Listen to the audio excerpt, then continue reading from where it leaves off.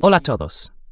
Hoy es martes, 12 de mayo de 2026, y nuestro querido amigo, nuestro hermano John Helmer, está aquí con nosotros. Bienvenido de nuevo, John. Gracias por invitarme, Nima. Me alegra estar de vuelta. John, por fin, Donald Trump recibió la respuesta por parte de Irán. Él estaba esperando porque se suponía que debía llegar antes. Pero, como señaló el propio Trump, pasaron 4 días esperando un documento de Irán que, según él, no debería haber llevado más de 10 minutos en prepararse. Básicamente, lo que dice es que Irán no cambió gran cosa en esta nueva respuesta a la propuesta estadounidense. El presidente del Parlamento iraní afirma que los puntos principales, por parte de Irán, siguen siendo el plan de 14 puntos que ya habían entregado a los estadounidenses antes de esto.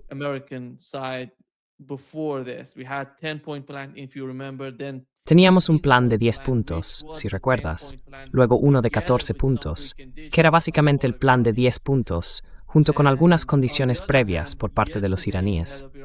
Y por otro lado, ayer el presidente del Parlamento iraní publicó un mensaje diciendo que están preparados, que si se trata de diplomacia, están preparados para eso, pero que si se trata de guerra, están más que preparados. Y que además tienen sorpresas para nosotros. Donald Trump va a estar en China el miércoles. ¿Cómo ves la respuesta iraní? ¿Y cómo crees que Donald Trump esperaba esa respuesta y lo que ha ocurrido hasta ahora?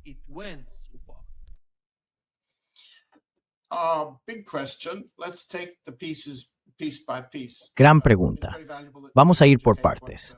Es muy valioso que menciones lo que ha dicho el señor Galibaf, porque es fundamental que entendamos las limitaciones de lo que Trump puede decir sobre lo que, según él, está diciendo la parte iraní. Es interesante, y puedo recomendar a nuestra audiencia que entre en rollcall.com y lea la transcripción completa, o la vea.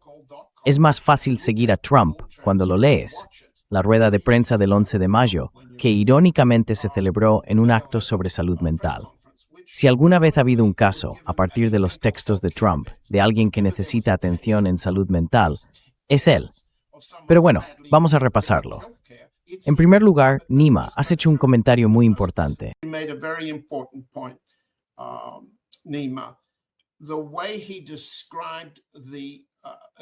La forma en que describió el documento iraní y luego dijo que no le apetecía leerlo entero, demuestra que no entiende lo que le muestran, ni lo que está leyendo. En realidad, no lee los originales. Otros le preparan resúmenes, citas, fragmentos, pero él no puede. Su mente no funciona con los detalles. Así que, de 14 puntos, quizá capte en general 2 o 3 ideas. Primer punto. Esto es un problema serio, ya sea desde el lado iraní, o desde el chino, o desde el ruso. Tengamos en cuenta que el presidente Putin viajará a China dentro de poco. Está muy claro, y Yuri Ushakov ya indicó que la visita rusa a China está a la vuelta de la esquina. Entonces, ¿cómo se puede entender cómo negociar con Trump si él no es capaz de comprender primero los puntos principales?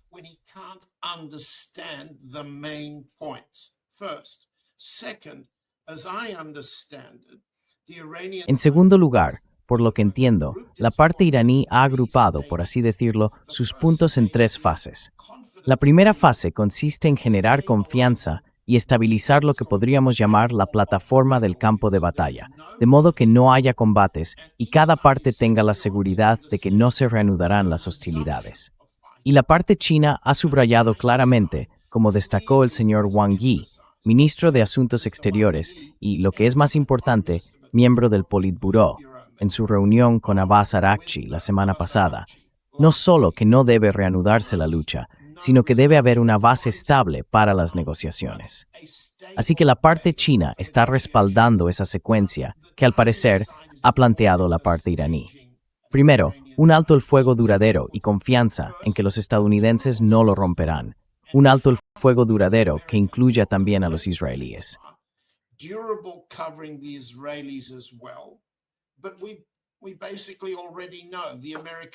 Pero básicamente ya sabemos que los estadounidenses rompieron el alto el fuego con sus maniobras navales provocadoras en el estrecho de Hormuz. Y los israelíes, si acaso, han intensificado su actuación en el Líbano. Así que hay violaciones repetidas del alto el fuego. La primera fase, desde el punto de vista iraní, o desde cualquier otro punto de vista, consiste en generar confianza y mantener una adhesión estable a los términos acordados. Trump no lo entiende. Y de hecho, ni siquiera lo menciona. Lo que sí repite una y otra vez, y a menudo lo hemos descrito como una discapacidad cognitiva por parte del presidente, es algo que va a peor. Se puede ver en el texto de rollcall.com, lo tengo delante, por eso miro hacia el papel. Se ve claramente que no es capaz de comprender más de uno o dos conceptos de esta negociación.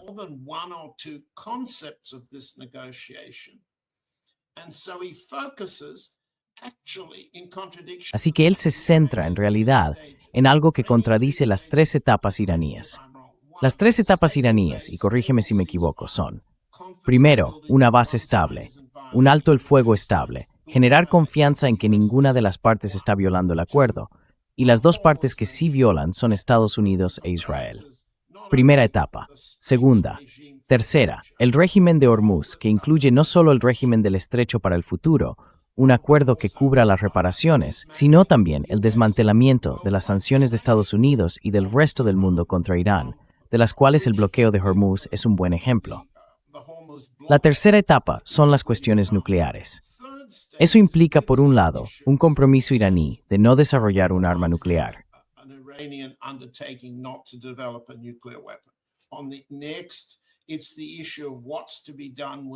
A continuación, está la cuestión de qué hacer con las reservas de material nuclear enriquecido. Y relacionada con eso, está el tema de las capacidades de defensa con misiles de Irán y la exigencia israelí de desarmar completamente a Irán. Bueno, digamos que el objetivo de guerra israelí aquí es la destrucción genocida del Estado iraní, el desarme total en todos los sentidos y así sucesivamente. Pero fijémonos exactamente en lo que dijo Trump.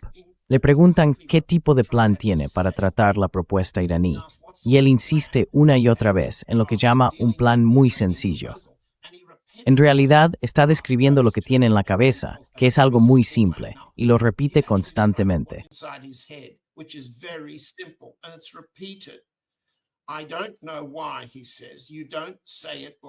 No sé por qué, dice él, no lo dices tal cual es. Irán no puede tener un arma nuclear. Lo repite unas 3 veces en unos 5 minutos. Irán no puede tener un arma nuclear. Por lo demás, está yendo a una tercera fase, a un punto al que las propuestas de Irán aún no llegan. No aborda, ni va a abordar, las llamadas condiciones previas, la fase 1, la fase 2. No puede aceptar como posición de negociación que Estados Unidos tenga que tranquilizar a su adversario. No, en su idea de negociación, se trata de destruir al otro lado. Y lo repite diciendo que ha destruido la Marina, que ha destruido la Fuerza Aérea, que no tienen defensa antiaérea, dice.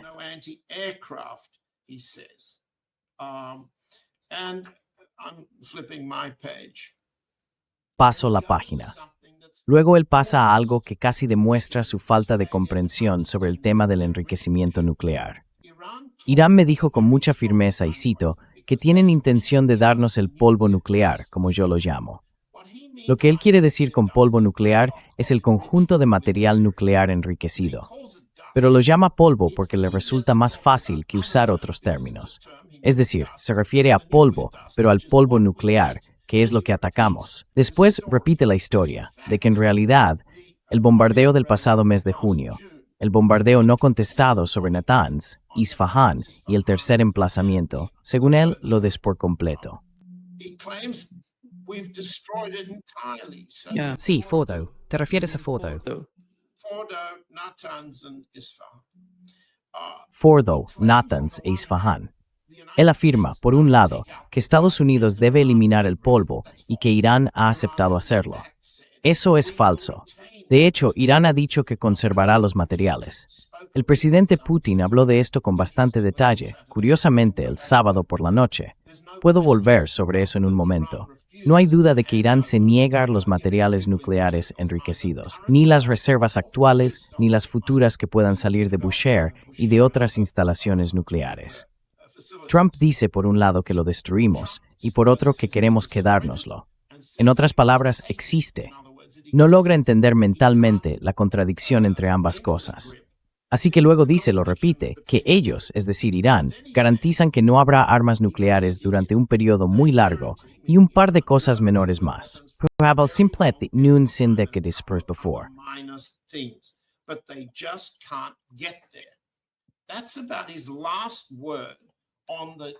Eso es más o menos lo último que ha dicho sobre la tercera fase. Pero eso demuestra que está muy lejos de abordar las dos primeras. El alto el fuego, la estabilización de las armas, que también incluye no reabrir las bases estadounidenses en la zona, no enviar refuerzos y así sucesivamente. No es capaz de asumir ni de abordar las tres fases. Y además, ni siquiera ha leído el plan, porque dice que lo tiró. Dejó de leerlo. Entonces, what does the Iranian side think when they look at his two delegated negotiators, Witkoff and Kushner, from Iranian point of view, from the record they've made in Gaza, the record they've made everywhere? They are liars, they are deception operators, they are sabotage agents, they are smoke screeners. They cannot be trusted to negotiate in good faith, fundamentally. However, Iran says. Sin embargo, Irán dice, como tú has mencionado, Ghalibaf dice que si quieren negociar, están preparados. Ghalibaf no está, si no me equivoco, criticando de forma explícita el trabajo de Witkoff y Kushner hasta ahora. Lo mismo ocurre con China. Lo mismo con la rueda de prensa del presidente Putin el sábado por la noche. Entonces, ¿qué tenemos? Un presidente de Estados Unidos que no es capaz mentalmente de manejar un plan de ningún tipo, en este caso iraní, pero con añadidos chinos y rusos. No puede negociar a través de dos negociadores que se consideran totalmente poco fiables. No se puede negociar con ellos. Eso deja a Vance y toda la publicidad que ha salido en Axios sobre lo que Vance logró o no logró, los documentos que casi firmó, lo que hizo. Axios es sencillamente un portavoz israelí totalmente inexacto en Washington. Inaccurate Israeli mouthpiece in Washington. And the reporter who reflects that is Israeli. Y el periodista que refleja eso es israelí. Ha servido en el ejército israelí y no es de fiar. Además, los hechos muestran que todo lo que presenta como exclusivo, y Trump habla con él con bastante frecuencia ahora dándole exclusivas, es pura manipulación, nada más. Así que es casi imposible imaginar cómo se podría negociar con una combinación así. Vance está apartado, Witkoff y Kushner no son de fiar, y Trump no tiene capacidad mental. Bien, ahora veamos. Si no te importa, voy a ampliar un poco para hablar de una aportación importante que hizo Putin, y luego volveremos a lo que tienes que decir sobre China, sobre la visita a China. El sábado por la noche, la prensa occidental ha malinterpretado bastante lo que dijo el presidente Putin.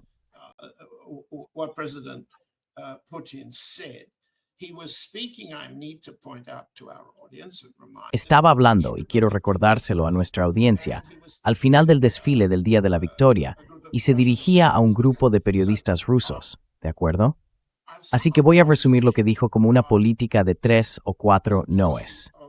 No debe haber críticas rusas a Trump. No debe haber disuasión rusa frente a la acción estadounidense en el campo de batalla de Ucrania ni en el resto de Europa. Tampoco debe haber disuasión rusa ante la remilitarización de Alemania, que tiene su equivalente en China con la remilitarización de Japón. Así que, sin críticas a Trump, sin disuasión de la acción estadounidense, sin control de la escalada. Eso es, por así decirlo, lo que Rusia está teniendo dificultades para asimilar en este momento.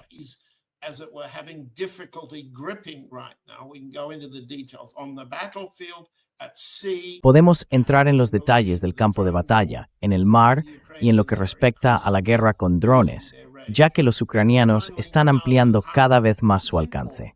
Y por último, sin prisas. Esto es importante. Déjame explicarlo. Rusia está, por así decirlo, en el equivalente estadounidense de una campaña de elecciones de mitad de mandato. Las elecciones parlamentarias nacionales se celebran en la tercera semana de septiembre, el 25 de septiembre, que está ya muy cerca. Lo que tenemos entonces es un cierre importante de los cálculos políticos internos de campaña. En un momento así, ¿qué hace un candidato que intenta movilizarse frente al creciente descontento público con el desempeño del presidente, del primer ministro, de los gobernadores, del parlamento, y así sucesivamente, pero sin descontento con el desempeño del ejército? disapproval of the army's performance. That's constant and high. Eso se mantiene constante y alto. La correlación entre la aprobación de Putin y la aprobación del ejército ruso se ha roto ahora. Es muy importante entender cómo empiezan a sentirse los rusos ante esto. En este contexto, Putin no tiene prisa por hacer nada sorprendente. Necesita transmitir calma, necesita tranquilizar a Trump, necesita tranquilizar a los chinos, necesita tranquilizar a Irán, a Corea del Norte, a Cuba. De hecho, quiere una plataforma relativamente estable de cara a las elecciones, porque tiene que hacer frente a un aumento del descontento. Así que no criticar a Trump forma parte de una estrategia sin prisas. No mostrar disuasión hacia Estados Unidos es en realidad una forma de decir no vamos a escalar el conflicto. Esas amenazas de usar los misiles Iskander contra el centro de Kiev estaban vacías desde el principio. They were empty to start with. The Europeans treated them as empty. Los europeos los trataron como si no existieran. No hubo ningún ataque con drones en el desfile del sábado. Tampoco hubo represalias rusas. Si observas con atención el campo de batalla, ves una preparación lenta y un avance hacia el oeste que se ha frenado. Así que no hay control de la escalada en ningún frente. No hay escalada, ni escoltas militares en el mar. ¿Por qué? Porque en realidad, si lo miras bien, la parte rusa ve una negociación larga sobre la guerra en Irán, con un precio del petróleo alto, entre 90 y 5 y 110. Una negociación prolongada. Llegar al mes electoral con ese nivel de precios, con una flota en la que algunos de esos llamados buques cisterna alternativos están parados. Rusia no necesita escoltar con armas a todos los petroleros que salen, los que están amenazados por los europeos y los estadounidenses o por ataques con drones ucranianos.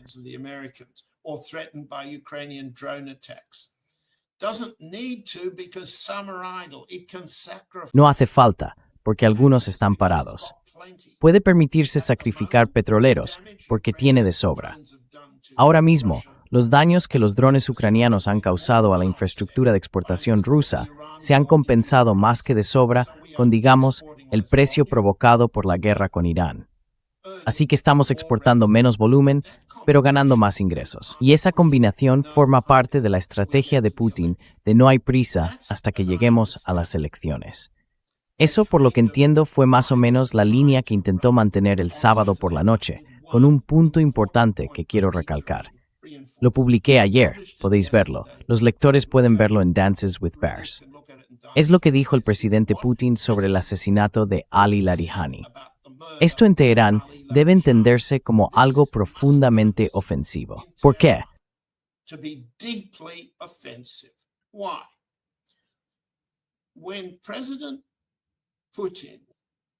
Cuando el presidente Putin llamó al presidente Trump hace unos días, hizo un comentario, creo que fue el 29 de abril, aunque ya no recuerdo bien la fecha.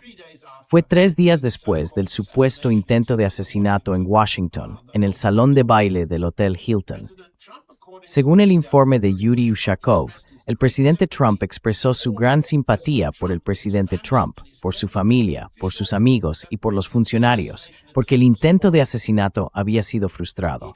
Mostró su apoyo por lo ocurrido y le transmitió ánimo al presidente.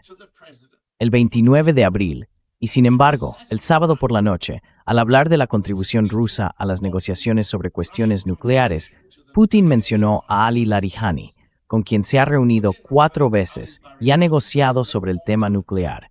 Larijani era secretario o director ejecutivo del Consejo Supremo de Seguridad Nacional de Irán.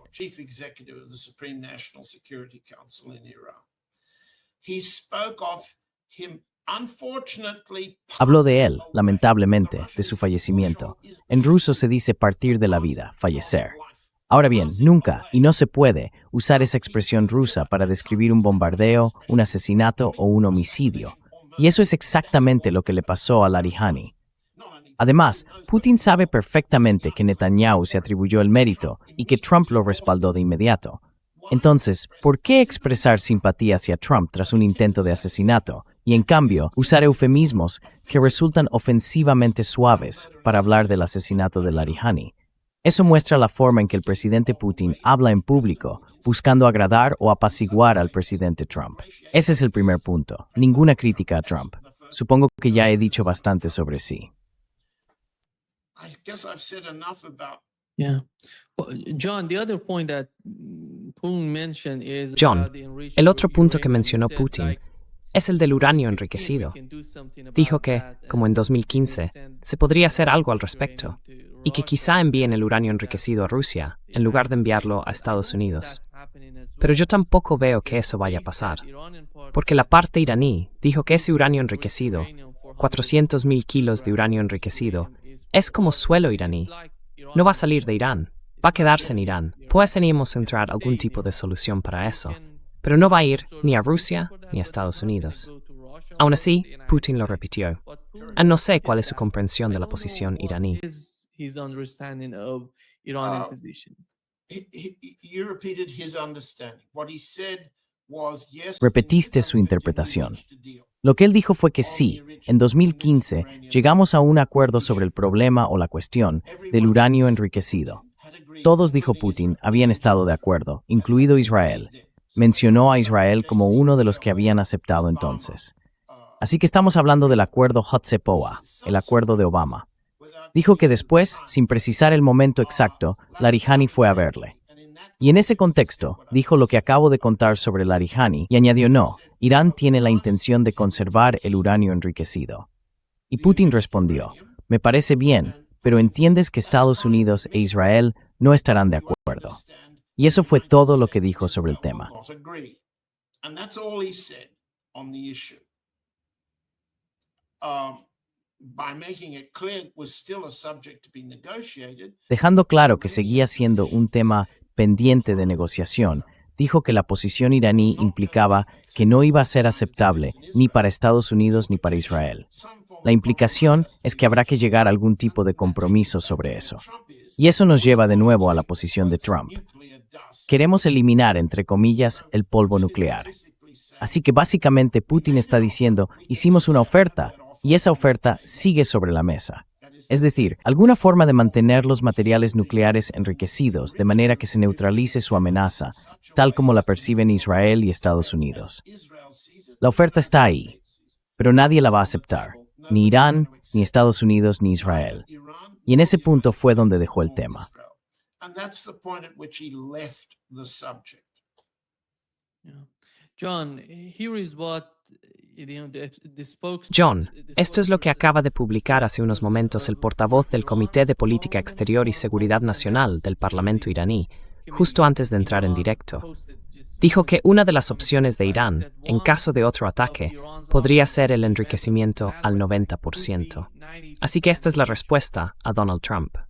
Y parece que en Irán, en el Parlamento, se están tomando eso muy en serio. Si lo deciden, no hay manera de que el gobierno o nadie pueda oponerse, porque será una decisión parlamentaria. Luego pasará por el Consejo de Guardianes, y el gobierno tendrá que acatar lo que pidan. Y creo que si miramos cómo está escalando la situación, nos estamos acercando a ese punto. Pienso que podría quedarse en un 60% si llegan a hablar del 90%, porque están mencionando algo sobre polvo nuclear. ¿Qué significa eso? No lo sé. Ese hombre intenta engañarse a sí mismo. No sé cómo cree que eso le va a ayudar.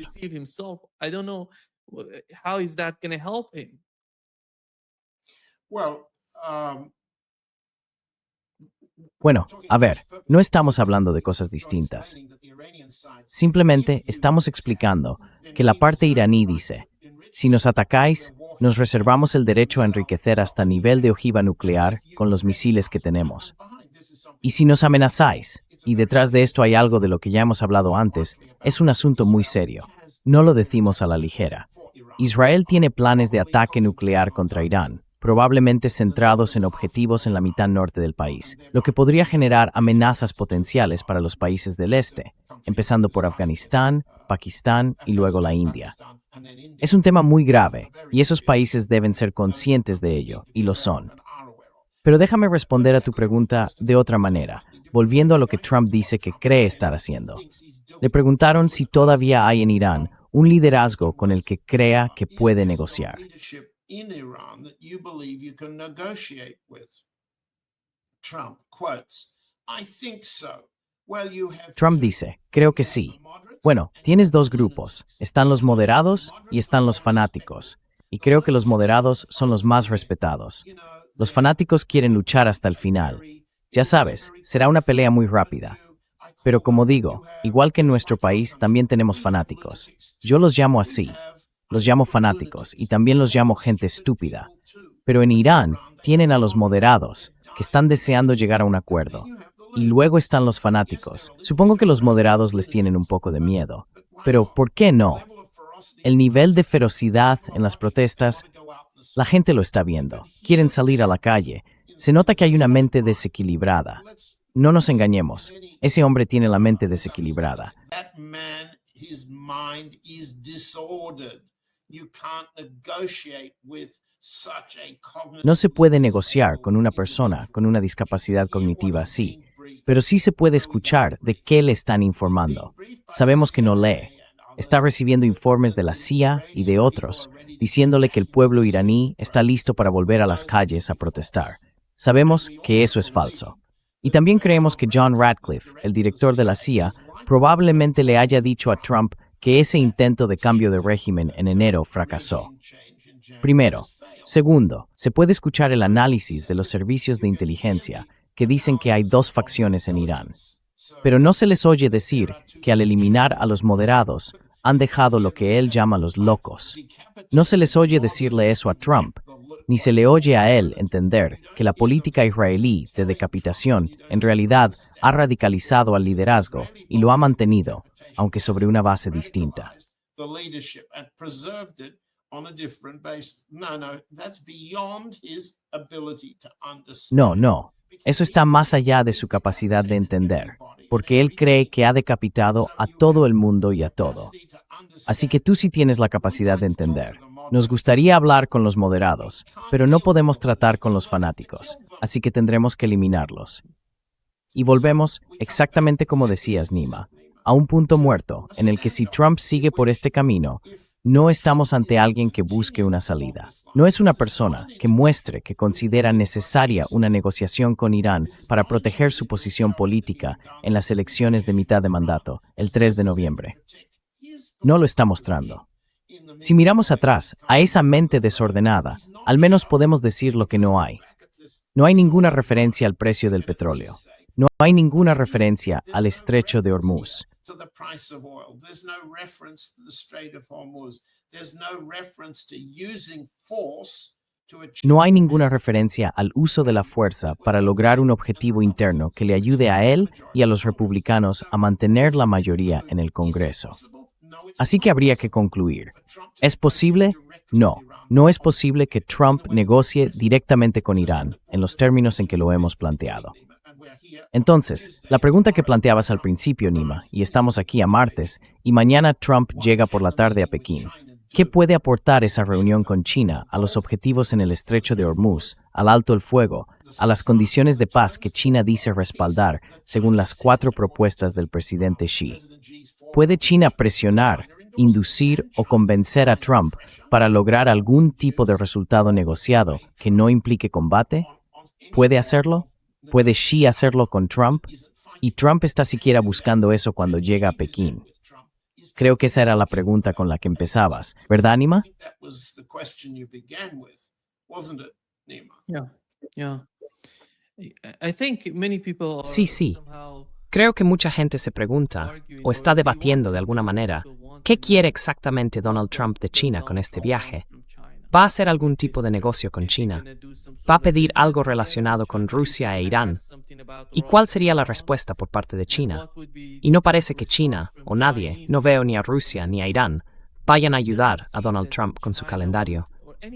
Por eso Irán, como ya he mencionado antes, no está dando ninguna señal de que vaya a ofrecerle algo a Donald Trump antes de que vaya a China. Y ese era el punto principal por parte de los iraníes. No vas a obtener nada de nosotros que te ayude con esta visita a China. Y nadie parece estar interesado en ayudar a Donald Trump. Pero ¿cómo va a ayudarle eso? ¿Cómo va a influir eso en el ambiente en China? ¿Cómo crees que va a desarrollarse? How do you see that happening? Well, that's a very difficult question for me to ask Bueno, as a Russian. esa es una pregunta muy difícil para mí, sobre todo como corresponsal en Rusia. Así que tengo que aclarar que no tengo ningún conocimiento especial, ni fuentes, ni una visión interna rusa sobre el comportamiento del presidente Xi, que además tiene sus propios conflictos de facciones, sobre Taiwán, sobre la remilitarización de Japón, sobre cuestiones internas y así sucesivamente. Ya hemos hablado un poco de eso en el pasado. También hablamos de la falta de disposición de China a confirmar que la visita de Trump seguía en pie durante toda la semana pasada, después de la visita de Arakchi y del comunicado de Wang Yi. Desde la reunión de Arakchi durante toda la semana hasta el viernes, la parte china se negó a confirmar que la cumbre se celebraría. En lugar de eso, parecían estar creando condiciones previas relacionadas con el estrecho de Hormuz. Puedo leértelo, porque lo han estado repitiendo durante toda la semana, y lo repitieron también el 12 de mayo. All the way through the week, and they repeated it May 12th. That's today in Beijing, the Foreign Ministry briefing. Eso ha sido hoy en Pekín. En la rueda de prensa del Ministerio de Asuntos Exteriores, se les preguntó cuál será la posición de China al comenzar la visita. Wu Jiakun, el portavoz principal del ministerio, dijo que, en cuanto al conflicto con Irán, la prioridad urgente ahora es evitar por todos los medios una reanudación de los combates. Esa expresión, reanudación de los combates, la han estado utilizando durante toda la semana pasada, y parece que la convirtieron en una condición previa para la visita de Trump. Trump, de hecho, reanudó las hostilidades con operaciones navales de carácter demostrativo en el estrecho de Hormuz, lo que provocó acciones de ambas partes en torno al estrecho y al Golfo de Omán. Estados Unidos intensificó la situación con sanciones contra China. Escalated with sanctions against China. Both the most recent sanction was La sanción más reciente fue el viernes, cuando el Departamento de Estado y el Tesoro, la OFAC, la Oficina de Control de Activos Extranjeros, anunciaron que sancionaban a varias empresas chinas por haber suministrado información satelital a los iraníes para mejorar su capacidad de ataque. Eso siguió a las sanciones impuestas a refinerías chinas por aceptar petróleo ruso e iraní, principalmente iraní, dentro del llamado Comercio de Refinerías Independientes, o TEPOT. Así que lo que ocurrió durante la semana, cuando China parecía estar condicionando la visita a que Trump evitara una recaída en los combates y una escalada de sanciones más duras, fue que Estados Unidos simplemente ignoró a China y la provocó. Esto es típico, podría decirse, del comportamiento de Trump como negociador. one might say, of Trump's behavior as a negotiator. Provoke, make uncertain, and Provocar, generar incertidumbre y poner a prueba a tu, entre comillas, adversario. 9 o'clock. Bien, los chinos anunciaron el lunes a las 9 en punto, con un comunicado de una sola línea del Ministerio de Asuntos Exteriores, el Ministerio de Wang Yi, que la visita seguía adelante. Y parece que después repitieron las condiciones de la semana pasada. Ahora bien, es difícil decir exactamente qué están haciendo los chinos. También parece que tienen una política de varios noes. Por un lado, lo presentan como las 4 proposiciones del presidente Xi. Voy a leerlas e invito al público a reflexionar sobre el significado de estas 4 proposiciones. Primera, el principio de coexistencia pacífica en Oriente Medio. Segunda, el principio de soberanía nacional en Oriente Medio. The principle of national sovereignty in the Middle East. Third, the principle of international rule of law. Tercero, el principio del Estado de Derecho internacional. Y cuarto principio, paso la página para poder leerlo, un enfoque equilibrado entre desarrollo y seguridad. La seguridad es un requisito previo para el desarrollo, y China está dispuesta a compartir con los países del Golfo las oportunidades de la modernización china y a trabajar con ellos para crear condiciones favorables para el desarrollo y la seguridad. Esas son las 4 propuestas. O bien significan algo o no significan absolutamente nada, porque son tan vagas que no se aplican a la negociación actual. Son el equivalente chino de lo que Putin, solo Putin, y su emisario en Estados Unidos, Kirill Dmitriev, llaman la fórmula de Anchorage. ¿Qué es eso? The Anchorage formula. What is this? It's no criticism of Trump. No hay ninguna crítica a Trump, ninguna acción para disuadir a los estadounidenses de hacer lo que están haciendo, ningún control de la escalada por parte de los chinos y ninguna prisa por parte de Xi. No tenía prisa, por así decirlo, en aplazar la visita ni en ejercer más presión de la que China ya había hecho el año pasado, cuando sí pospusieron la fecha anterior de la cumbre con Trump. Me preguntabas qué esperan conseguir. Pues bien, ellos dicen, y hay un artículo interesante de Kurt Campbell, que fue el responsable de la política hacia China durante la administración Biden, que acaba de publicarse en Foreign Affairs, el 11 de mayo, o sea, ayer, sobre cómo la cumbre podría cambiar el rumbo de la competencia entre Estados Unidos y China. Si tomara lo que dice Campbell para responderte, te diría que él tampoco lo sabe. He'd be saying, I don't know either. He calls, pardon me, the US positions. Él llama a la posición de Estados Unidos ambigüedad estratégica. No sabe cómo va a responder China a esas señales contradictorias de Trump. Lo que sí subraya, es que Trump está intensificando la situación con Taiwán. Está preparando uno de los mayores acuerdos de venta de armas con Taiwán, que incluye drones modernizados y otros medios de combate basados en la experiencia de la guerra de Rusia en Ucrania. China responde que Taiwán es el interés central que debe tratarse con Trump. Así que Campbell, hablando desde la experiencia de la administración Biden, no sabe qué hará Trump.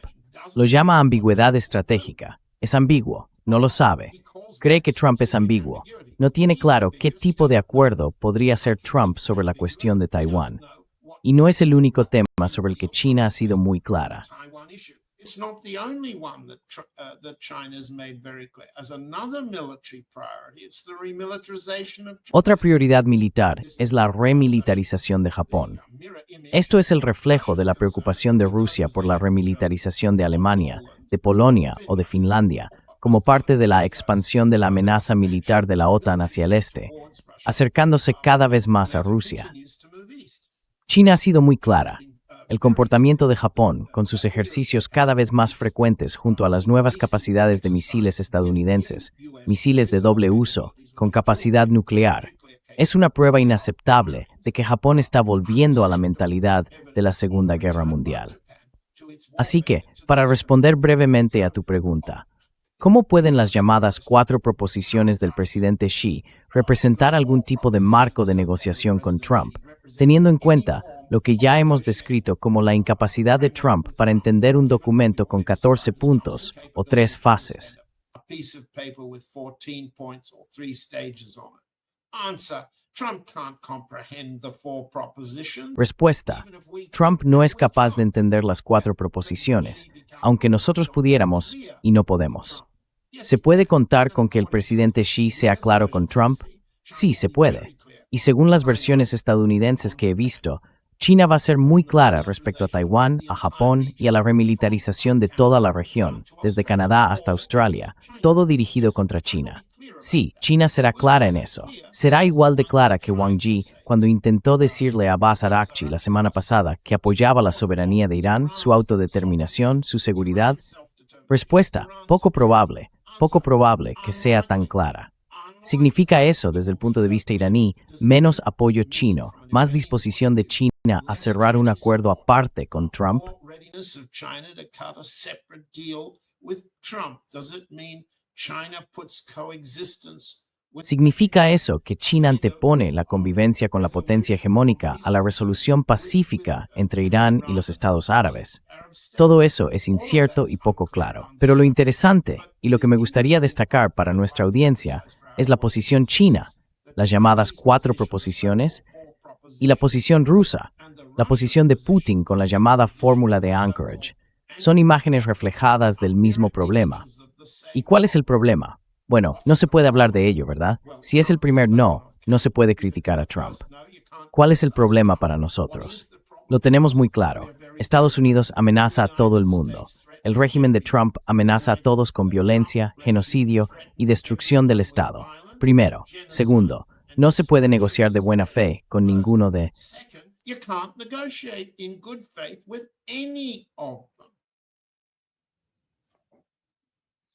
John, I think the outcome of what is going on, John, what has happened creo so que el far in the Middle resultado de East lo que está is, ocurriendo, de lo que ha pasado hasta ahora en Oriente Medio, va a ser beneficioso para la posición china o para la posición rusa, porque cuando la presencia de Estados Unidos no es tan fuerte, me refiero básicamente a las bases estadounidenses en los países del Golfo, ¿cuáles serían las alternativas? Y esta guerra está trayendo o abriendo nuevas oportunidades para que China y Rusia se involucren más en Oriente Medio. for China and Russia to be more involved in the Middle East? It's a good question. Es una buena pregunta. Mi instinto me dice que Irán está demostrando lo que un país pequeño puede hacer por sí solo frente a un imperio, siendo autosuficiente. Sí, con algo de ayuda, algo de apoyo, asistencia por satélite, reabastecimiento. No minimicemos lo que no sabemos, es decir, la posible ayuda rusa, ayuda militar, ayuda china, ayuda militar. No sabemos exactamente en qué consiste, pero sí podemos ver que Irán está haciendo lo que ningún Estado árabe ha sido capaz de hacer, mientras cada uno de los líderes árabes laicos fue destruido: Gaddafi, Assad, Saddam Hussein y así sucesivamente. Saddam Hussein, and so on. Iran is showing the capacity Irán está demostrando su capacidad para luchar y establecer la paz, un cierto equilibrio de fuerzas disuasorias que, por otro lado, provoca en Israel la determinación de destruir Irán con armas nucleares si fuera necesario, y en Estados Unidos la determinación de destruirlo con armamento convencional para evitar el uso de armas nucleares si es posible. Y aún así, Irán, en cierto sentido, mantiene el control de la escalada porque puede disuadir. ¿Cómo lo hace? Bueno, tú y otros colegas lo habéis analizado con mucho detalle, así que no necesito repetirlo. En mi opinión, Irán está teniendo éxito en sus propios términos, y lo está haciendo precisamente porque, sin nuestros aliados, sí, existen asociaciones estratégicas entre Irán y Rusia.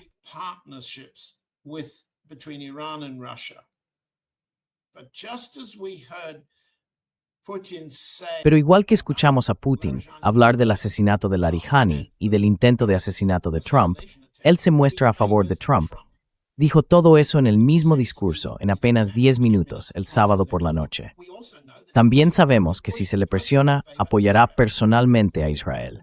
Aún así, existen sólidas relaciones entre Rusia e Irán a nivel militar y de inteligencia para ayudar a Irán a hacer lo que considera necesario y lo que puede hacer por sí mismo. Y Rusia no está criticando las condiciones de Irán. ¿Está China llegando tan lejos como Rusia en ese sentido? No lo creo. Pienso que las 4 propuestas del presidente Xi van mucho menos en la dirección de apoyar a Irán que lo que Wang Yi estaba dispuesto a hacer con Arakchi la semana pasada.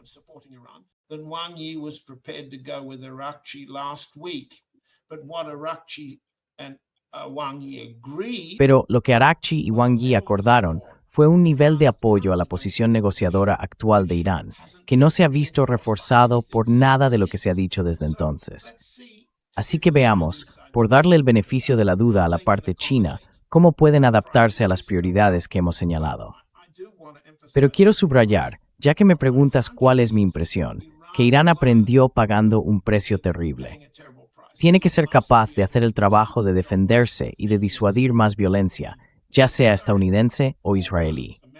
Tiene que poder hacerlo por sí mismo, de manera autosuficiente. Y su dominio de la guerra con drones, tanto en el mar como en el aire, es un ejemplo de cómo lo ha conseguido. Pero también lo son sus capacidades con misiles balísticos y con misiles de crucero, todas ellas supervivientes a todo lo que el imperio le ha lanzado.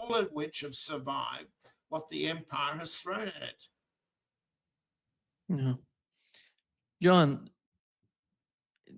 Joe Biden, antes de dejar su cargo en Estados Unidos, dijo que la OTAN está mejorando, que se está fortaleciendo porque Finlandia y Suecia se unieron a la alianza y que de alguna manera la OTAN se está expandiendo gracias a estos 2 países. Creo que fueron muy importantes porque sobrevivieron a la Guerra Fría sin tomar partido, sin alinearse ni con el bloque soviético ni con Occidente. Y ese logro convenció a la administración Biden de que la OTAN está mejorando. ¿Qué ha pasado con la OTAN? Yo diría que, teniendo en cuenta la guerra en Ucrania y lo que ocurre en Oriente Medio, estamos viendo nuevas divisiones dentro de la alianza, algo que no habíamos visto durante la guerra en Ucrania. ¿Cómo ves tú a la OTAN hoy? ¿Dónde está la OTAN? ¿Y cuál crees que será su futuro? And what would be the future of NATO in your eyes? Well, this is obviously a controversial question. Bueno, esta es evidentemente una pregunta controvertida, sobre la que cada uno de los colegas que invitas tiene opiniones distintas. Está claro que las diferencias, sin embargo, se centran en distintos tipos de pruebas. Así que, de algún modo, se trata de señalar, por ejemplo, que si miramos el equilibrio entre ciertos tipos de armas, defensas antiaéreas o antimisiles frente a los ataques con misiles rusos, la OTAN ha sido derrotada. Se podría repasar un sistema de armas tras otro y acabar con un balance que muestre que la OTAN ha sido derrotada en el campo de batalla ucraniano. Sí, pero eso significa, en respuesta a tu pregunta estratégica, que la OTAN se está desintegrando a causa de esas pérdidas operativas, tácticas o de campaña. Operational or tactical or campaign losses. That's more difficult to say. Eso es más difícil de decir. Sé que mucha gente en nuestra audiencia quiere ver cómo se derrumba el imperio estadounidense. Quieren ver cómo se desintegra la OTAN. Es casi una obsesión por parte de Kirill Dmitriev, el emisario de Putin para Estados Unidos. Cada día, incluso varias veces por hora, insiste en lo que él llama la ruptura de la Unión Europea, la debilidad interna del Reino Unido. Ha pasado las últimas 48 horas publicando unos 12 tweets contra Keir Starmer, que está a punto de ser expulsado como consecuencia del fracaso del Partido Laborista en las elecciones municipales de hace un par de días.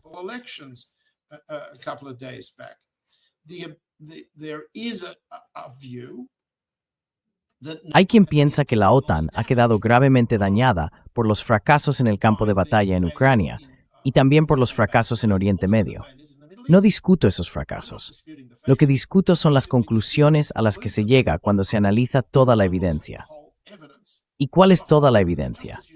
Pues como decías, los países neutrales, Austria, Finlandia, Suiza e Irlanda, se han convertido todos en miembros de la OTAN o han renunciado por completo a su neutralidad. También Suiza. Este supone un avance.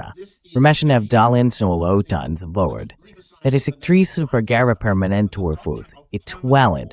It requirement permanent rotheds than a chini. Comparably, permanent war against China. Those are the two dominating.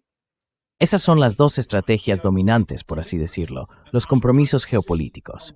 Y no veo un debilitamiento de los estados más frágiles de la OTAN, ni de su compromiso con una guerra permanente contra Rusia. No. Por otro lado, se podría decir que cuando Alexander Stubb, el líder de Finlandia, dice que ha llegado el momento de empezar a hablar con Rusia, como dijo en las últimas horas, y Macron afirma que es hora de acercarse a Rusia, y el presidente Putin dijo el sábado que cada vez ve más señales que indican que la línea de conflicto permanente, la que él asociaba, por ejemplo, con Boris Johnson, está llegando a su fin.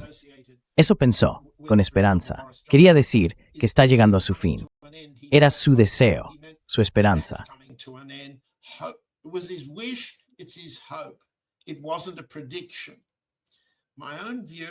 No era una predicción.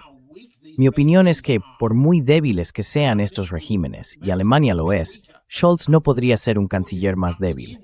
Putin se lo echó en cara, diciendo que preferiría negociar con un alemán, pero que ese sería el ex canciller. Ahora mismo se me ha ido el nombre. Pero era un canciller socialdemócrata que lleva años cobrando de Rusia y que ya no tiene ninguna credibilidad en Alemania.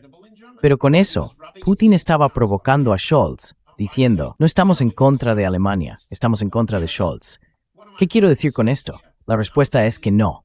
Incluso si Scholz cae, no hay ninguna garantía de que la AfD, los Verdes, el Partido Socialdemócrata, el SPD y lo que queda de la CDU no sigan comprometidos con una guerra permanente contra Rusia.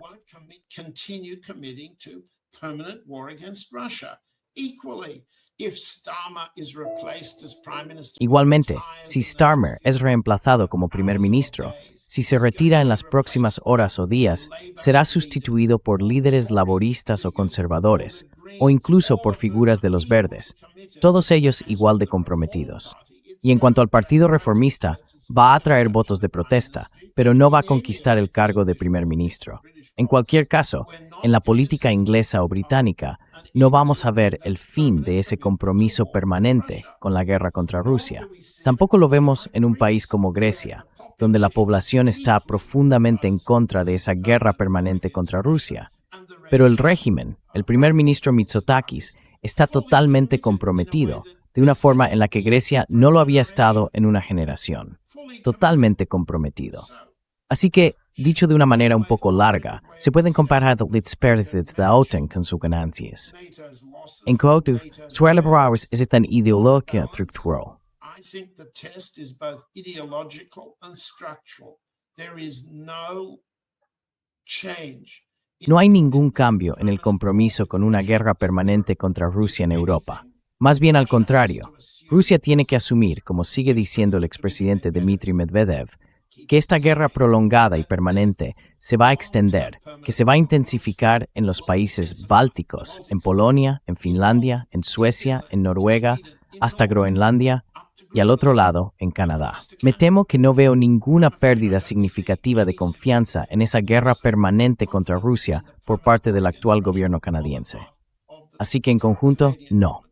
El imperio estadounidense puede estar debilitándose, pero no está perdiendo su control sobre la OTAN.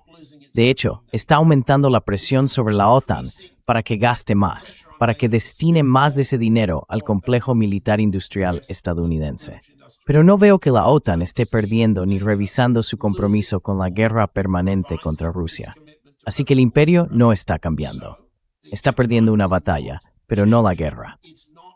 It's losing a battle, but not the war. John, my understanding of NATO as an alliance. John, yo entiendo la OTAN como una especie de fuerza defensiva, porque se creó para proteger a los países miembros frente a la Unión Soviética. Existía el Pacto de Varsovia, y bueno, ya sabes, los propios rusos y la Unión Soviética decidieron ponerle fin. Pero la alianza de la OTAN continuó. Hasta hoy, si miramos los resultados, básicamente no ha habido ataques contra países de la OTAN. Y en realidad, lo que hemos visto de la OTAN son ataques. La OTAN atacando a otros países. No me refiero a los países miembros. Me refiero a Estados Unidos, como principal miembro de la OTAN, atacando a otros países. Y a los europeos, pagando de alguna manera las guerras del imperio.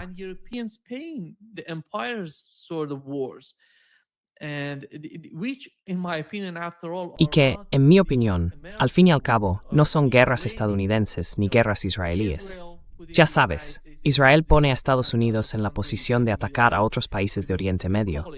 Llámalo Irak, Afganistán, Libia, Siria, el que quieras. Y todas esas son guerras israelíes en las que Estados Unidos ha decidido entrar, pagadas por los europeos. Y Donald Trump está pidiendo pasar del 2 al 5%. Creo, ha llegado el momento de que los europeos entiendan cuál ha sido, hasta ahora, el resultado para ellos.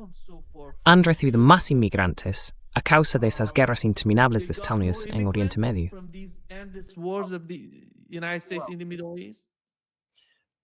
I think the history can be read a different way.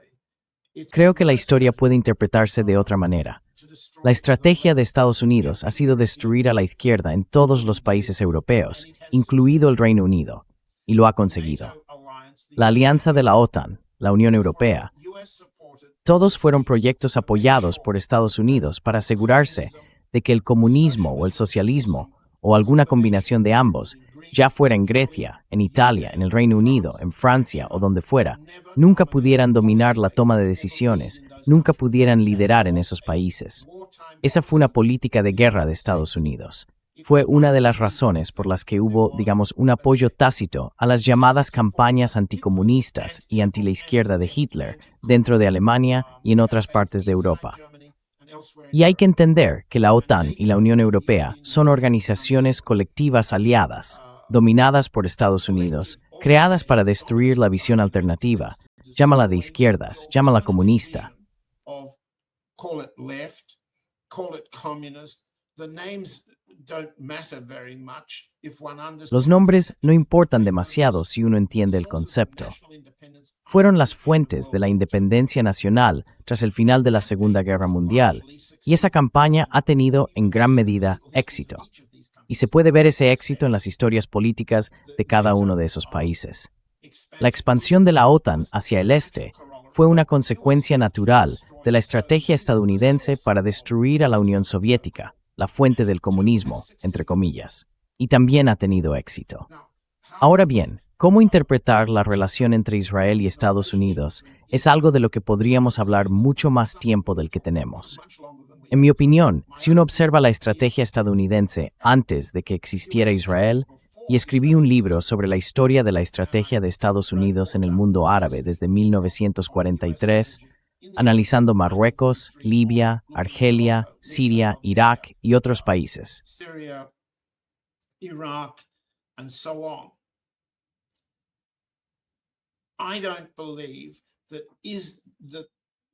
No creo que Israel haya motivado a Estados Unidos. Lo veo justo al revés, al contrario.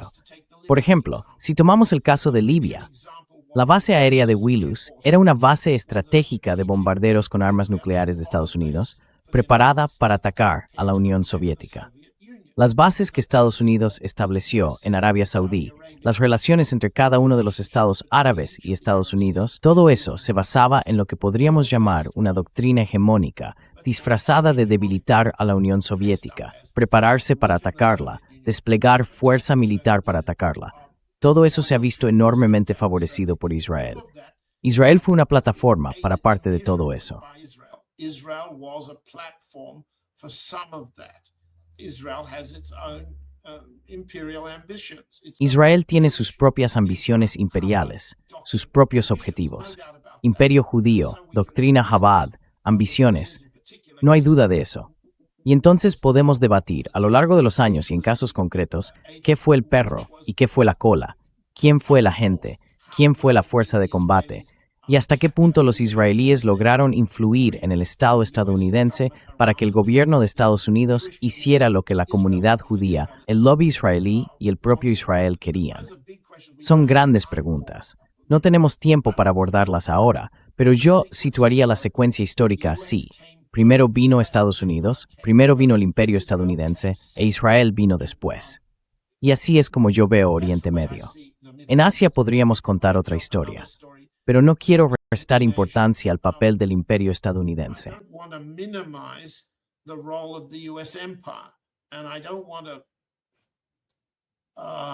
Y no quiero, digamos, exagerar el nivel de debilidad que estas guerras han causado a Estados Unidos. El país se recuperó de la guerra de Vietnam y aprendió de ella a usar a sus aliados o intermediarios de otra manera. Podría decirse que la estrategia de Carter y Brzezinski para traer a la Unión Soviética a Afganistán y luego luchar para debilitarla allí, impidiendo además que se retirara, como se cuenta en los libros de Selig Harrison sobre las negociaciones para poner fin a la guerra afgana, muestra un patrón. El modo en que Estados Unidos provocó al Politburó soviético para que entrara en Afganistán y después empezó a desgastarlo sin permitirle salir mediante la negociación, podría verse como un precedente. Y quizá ese mismo patrón sea el que ahora siguen Estados Unidos e Israel, utilizando todos sus recursos para desangrar a Irán.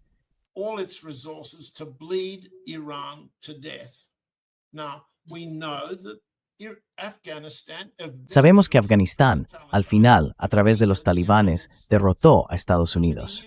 ¿Cuántos años abarca esa guerra afgana desde que Carter y Brzezinski la iniciaron en diciembre de 1979? Es muchísimo tiempo, pero fue una guerra que perdieron los estadounidenses y ganaron los talibanes, no el Partido Comunista Afgano, no Babrak Karmal ni los demás, ¿verdad? Si observamos la política de Estados Unidos e Israel, siguiendo el modelo de Brzezinski en Afganistán, se puede ver cómo están haciendo que Irán se desangre, poco a poco o rápidamente. Usan negociaciones, pero nunca permiten que lleguen a una conclusión. Eso fue lo que hizo Carter y lo que hizo Reagan con los cambios de liderazgo en Moscú. Gorbachev, desde 1985, cuando llegó al poder, quería salir de Afganistán, pero los republicanos en Washington no se lo permitieron. Desde 1985 hasta la retirada final en 1989, 4 años después. Between 1985 until the final withdrawal of 1989, 4 years. If we view Si vemos la situación actual con Irán como un intento de Estados Unidos e Israel de destruir el país, de destruirlo del mismo modo que Estados Unidos pretendía hacerlo en Afganistán, entonces podemos entender que las negociaciones están dejando a Irán desangrarse poco a poco.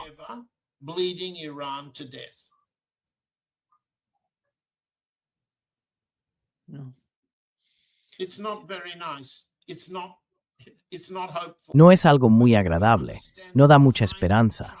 Pero si entendemos que detrás de la discapacidad cognitiva de Trump, detrás de su locura, hay algo comparable al plan Carter-Brzezinski para Afganistán, entonces podríamos llamarlo el Estado profundo de Estados Unidos, si se quiere.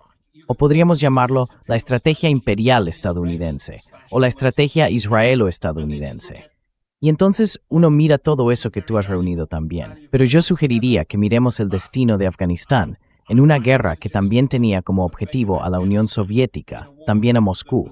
Ese era el objetivo estratégico de Brzezinski-Carter. Y según ellos, lo lograron. And they succeeded, they think. No.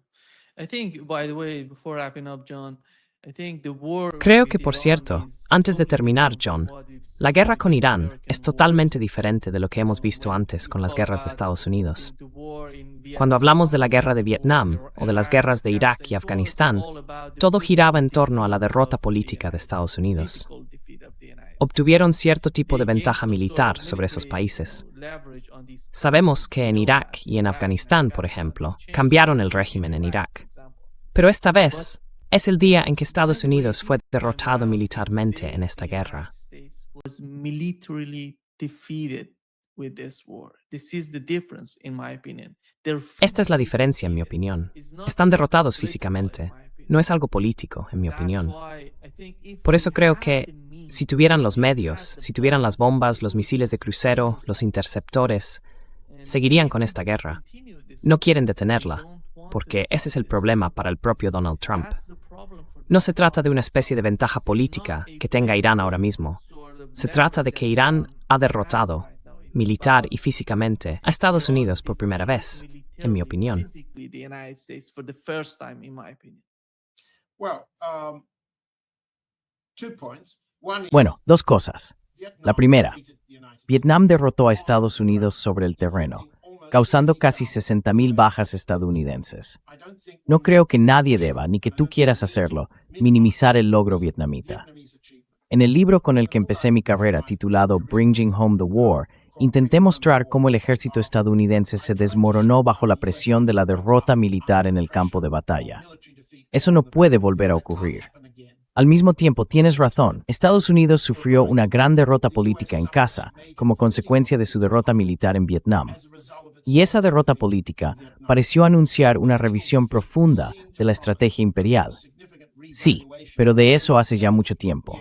Coincido plenamente contigo en que Irán ha demostrado tener la capacidad de derrotar y disuadir a Estados Unidos e Israel. And deter the US and Israel. And as Ted Postel, your guest, has Y como ha mostrado y documentado muy claramente Ted Postol, tu invitado, la capacidad de Irán para penetrar todas las defensas aéreas, tanto de las bases estadounidenses como del propio Israel, es un logro militar extraordinario. ¿Podemos describirlo como un elemento disuasorio para continuar la guerra? No creo que hayamos llegado a ese punto, ¿verdad? Hubo una clara disuasión para Estados Unidos tras su derrota en el campo de batalla y la disidencia política interna durante la guerra de Vietnam. Lo que no podemos decir ahora, por desgracia, y todos los que nos escuchan lo entienden, es que no existe en Estados Unidos un movimiento contra la guerra comparable. ¿Quién es el movimiento contra la guerra hoy? Eres tú, Nima. Es el universo de los podcasts el que representa el movimiento contra la guerra, la información contra la guerra, digamos, movilización contra la guerra. anti-war, how to say, mobilization, but it's not we're a medium. Pero no somos un movimiento, somos un medio, somos un mensaje. Y el logro de los estadounidenses que cambiaron el panorama político entre el 68 y el 69 con Nixon, merece respeto y debe recordarse. Eso ahora no lo tenemos. No estamos aquí para hablar de por qué eso no es viable hoy dentro del país, pero curiosamente el podcasting, como forma de periodismo de investigación, está haciendo por los objetivos contra la guerra lo que en su momento hicieron los papeles del Pentágono y todo el llamado periodismo de investigación tradicional. No estoy diciendo que seamos Ellsberg, ni Woodward y Bernstein. No digo eso, pero intento establecer la comparación. El periodismo de investigación en formato podcast es ahora la única fuente disponible de conciencia contra la guerra. Sí, existe uno que significa civil smith through her, then to look stilling. A significant black community anti-war consciousness. I don't see it in the Latin community. Do you? No lo veo en la comunidad latina. ¿Tú lo ves? Tampoco lo veo en otras minorías de Estados Unidos. En Canadá, entre los pueblos indígenas sí, pero en Estados Unidos no. Todavía no. Así que no tenemos ese tipo de conciencia contra la guerra. Trump está generando una oposición enorme y puede que lo pague, digamos, el 3 de noviembre, pero no es una oposición contra la guerra. Es contra el precio de la gasolina, contra la inflación. Es muchas cosas a la vez, incluso contra la inmigración. Algo que muchos votantes comparten con parte de la doctrina de Trump. Pero no tenemos lo que hubo en Vietnam. No lo tenemos. Lo que sí tenemos es Irán como ejemplo de resistencia. Y eso es, por decirlo así, un ejemplo de resistencia desde la debilidad. Se puede aprender a defenderse de la opresión. Es una lección importante, ¿verdad? Defend yourself from oppression. This is an important lesson, isn't it? Yeah, exactly. And that's the whole point Exactamente. with the acts of Y ese es, por resistance. cierto, el sentido de los actos de resistencia. Yeah. Gracias. Thank you, John. Thank you so Gracias, much John. for being with us today. Muchas gracias por Please acompañarnos go, hoy. if you wanna Si queréis follow seguir a John, justo debajo de su nombre, podéis ver johnhelmer.net. Podéis entrar ahí y encontrar los artículos que publica cada día, donde habla de temas geopolíticos, básicamente sobre Rusia, Oriente Medio, China y esas grandes cuestiones de lo que está ocurriendo en el mundo. Gracias, John, por estar con nosotros hoy. Thank you, John, for being with us today. Great pleasure. Let's Vamos a ver cómo estará el mundo la semana que viene. Exactly. Exacto. Nos vemos pronto. Os. Adiós.